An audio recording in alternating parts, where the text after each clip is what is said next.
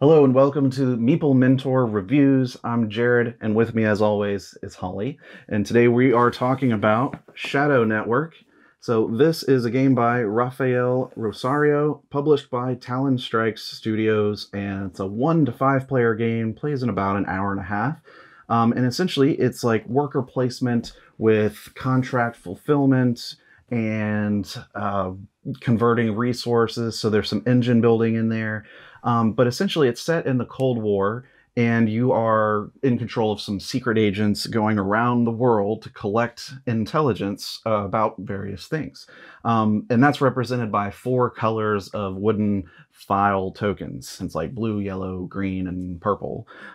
So those files that you can collect, you're limited to a certain number on your board that you can hold, and then you try to convert those files into briefcases, which then score you points. So there's a lot of points that you can score throughout the game and at the end of the game, and of course, whenever you fulfill contracts. One of the things about the contracts I like is that you can fulfill them even at the end of the game if you didn't take the action. So as long as you've got what that contract needs, you can fulfill it at the end, but you get less points for it. So you are incentivized to try to take the right actions enough times to I actually fulfill forgot those about contracts. that because I didn't even. Yeah, I tried to make sure I didn't have So one interestingly, both of us ended up fulfilling all of the contracts in our hands before the end of the game. So that I was actually like petrified of getting negative points. Yeah, that didn't even come into play because it's true. If you have it in your hand, meaning you didn't complete it at the end, and you aren't able to complete it at the end, you're penalized for having it and not doing enough to complete it. But those contracts take suitcases, of which the suitcases are made from the files, and the files are what you're trying to collect throughout the gameplay, over which there's 4 rounds. You always are going to have 2 agents to use, and you can always pay with intrigue or intelligence points, actual points, to be able to send a 3rd or a 4th agent to the board. So it's a little bit of a sacrifice to get more actions done in a round. It's usually worth it. It is usually worth it, but if it's not worth it to move them, you do get a benefit for leaving them on your board, because the 2 that you don't use, they are associated with a special bonus that you get after the round's done, if they're there, such as being able to complete a contract. That's a nice one. Or upgrading a file color into a higher level color. So think of it in terms of like Century Spice Road or something, where you've got like different colors that hierarchy higher than the other as far as difficulty to get. Forgot you could do that with him, because he was so necessary for everything I needed. Right, because you're paying 4 points for one of them and 6 points to move the other one. So you want to try to find ways to collect points tokens during the round so that you can spend them to use these guys. But yeah, the game has a lot of variable setup and variable gameplay because of these clear secret cards that can be placed out. And then depending on player count, certain locations are just not used. But there's, even with the secret files and secret cards where you place them on the locations, there's an A and a B side as well. So you get a little variance there as well. But at least in a 2-player game, there's locations A through G, I think. Is it G? I thought it was E. Maybe A through E. And there's 2 locations for each one. I think there's 3 for a couple of them. Right. And so there's more for the more player count. So there's Black Market, where there's random spots, like 2 or 3, depending on player count, Black Market, special market spaces, that if you go there that round, you get to take those bonus Black Market actions. I normally in games find the Black Market type actions where I'm going to have to sacrifice my points at the end of the game to do something in the middle of the game. I usually find it very terrifying and daunting, but this was very, it's very good. It's straightforward. It's easy to figure out. Yeah. And one of the things the Black Market lets you do is hire contract workers, which are cards at the top of the board. There's like a display of them, but you hire them into one of your 3 slots, which are going to be 1, 2, or 3 points spent to do that.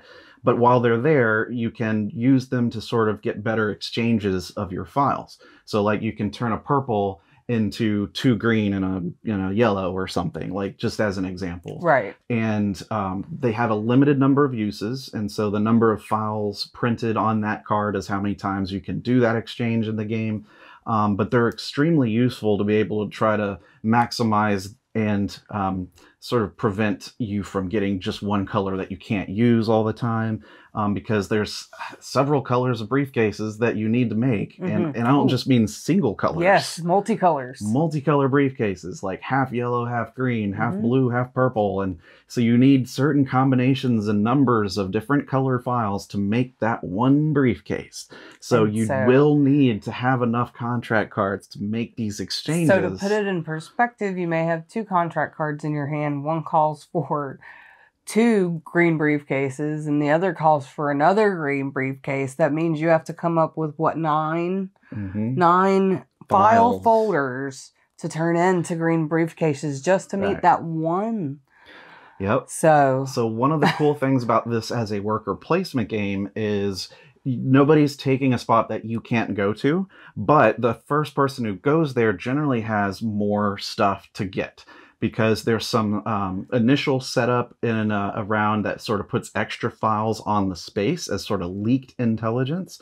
And sometimes that's points, sometimes that's, files. And then after someone takes any action, the bottom part of that card tells you to leak more information from the supply onto different locations on the board. And so those new files get added as stuff to boost up other locations for you to want to go there and get those free bonus files in addition to whatever the card says.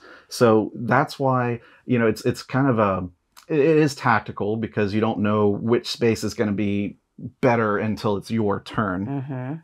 But you can't block somebody from going to a space. For instance, if someone goes to the black market space and you really wanted to go there too, you can. Yeah, you just get less. You just may not get as much as they did because of the stuff that was sitting on that location. And sometimes it is worth it to sacrifice those few file folders for what you can do in the black market. Yeah, those actions in the black market are particularly strong and necessary, because that's where you can pick up new contract cards, which is going to be the bulk of the points that you're going to try to score on. But you have to be careful with those because of the negative points. Yep, if you have too many at the end of the game and you can't complete what's in your hand, each one has a negative point value. Oh, there's a milestone type thing that you cross with your briefcases when you're creating your briefcases. There's a little dotted line called a milestone that you'll pass for some of them. And that will allow you to discard a contract, fulfill a contract, or get 3 points. I never used the 3 points. Right, so. I didn't either. To me, that was actually the lesser of the choices. Yes, me too. Absolutely. Because you do want to take every opportunity you can to complete them. Because the cheapest and if you can't, it's better to get rid of them, because you end up collecting contracts sometimes just to get bonus files that you get by collecting them in the first place. Yes. And so it's like, I'll take these and then I'll worry about getting it out of my hand later. Right. And so there's that timing element of, sometimes maybe you just want to go hard on the black market early in the game and then try to complete whatever you can at the end of the game. And then there's the whole thing of when you're considering whether you want to get rid of one, or if you can fulfill it, it's way better to keep it and fulfill it eventually than discard it or get those 3 points. Right. Because the cheapest in points that I saw on any of those contract cards was like 14 points. Right. And that's for end game. That's end game. That's not dwindling during the game. This is not what you're pulling from. This is yours at the end on a silver platter here. So I like worker placement games in general, and I thought this one was really well designed and had some unique elements to it that makes it very interesting. And I thought that the files and the intel system and how you're converting things around was a nice play of meshing the theme with good worker placement, sort of ideas. I like that, once everyone goes anywhere, other spaces get more powerful.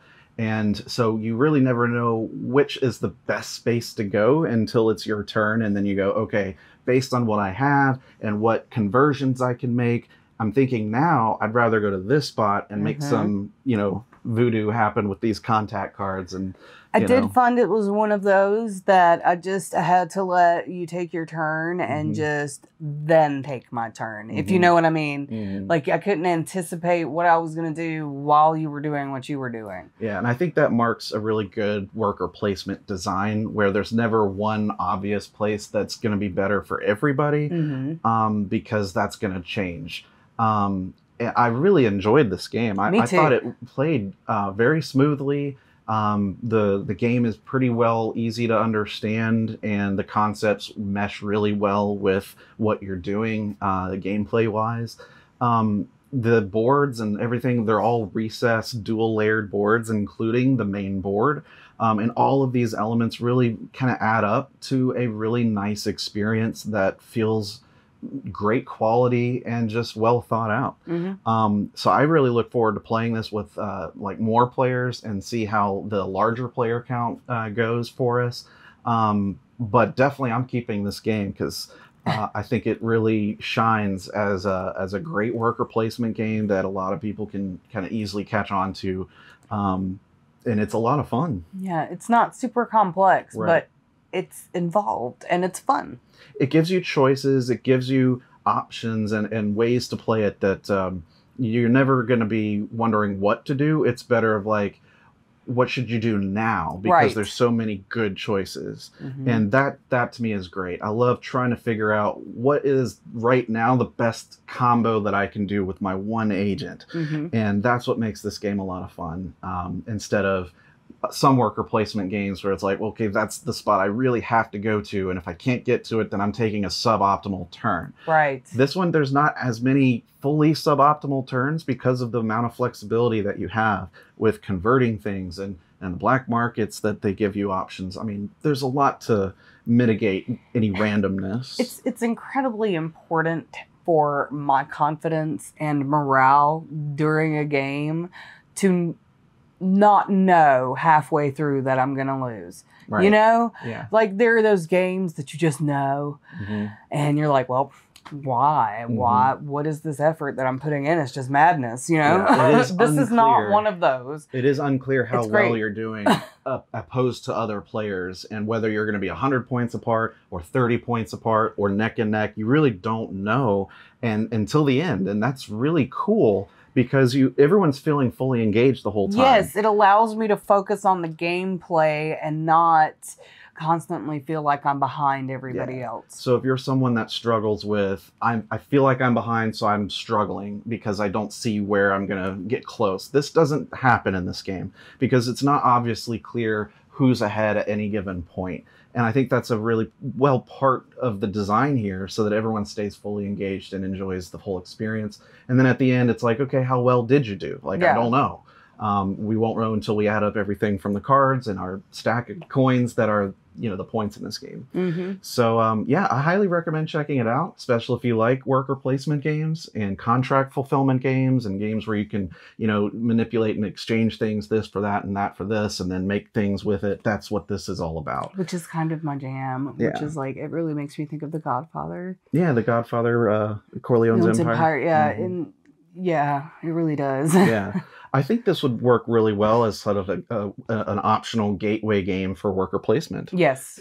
I think it does a really good job with that. And, That's the word I was trying to think of earlier. I'm not the gamer, guys. That's the word I was trying to think of earlier was gateway game, but it wouldn't come to me. Yeah. So. But it's got enough depth that I think anyone can enjoy this. So. Yeah.